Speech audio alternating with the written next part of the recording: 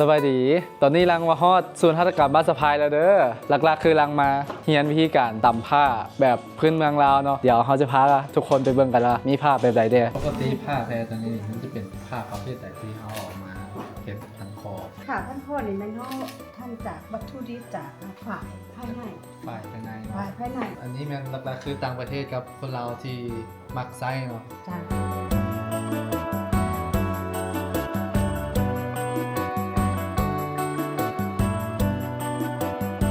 แล้วก็จะเป็นลายโคมหาลายตัวซัดตัวม่อนตัวกวางเนี่ยมันก็มีหลายลายแต่ละลายด่วนแล้วจะมีซื้อทั้งนั้น สามารถห่มได้ตัว ได้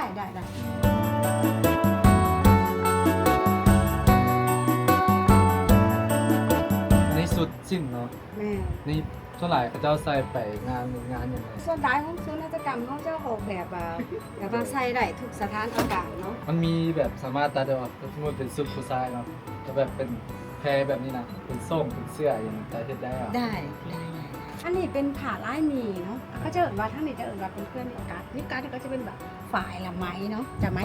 50%ไม้50%ของเขาจะมาลวดลายออกมาลวดแหลกแต่เป็นภูมิปัญญาของชาวบ้านเนาะโดยคิดขนออกมาว่าอันนี้มันออกมาจากข้างใน จากจิต มัน ใจ บ่มี เนาะ ไผส่องเห็นได้เนาะแล้วก็บอกไผบ่ได้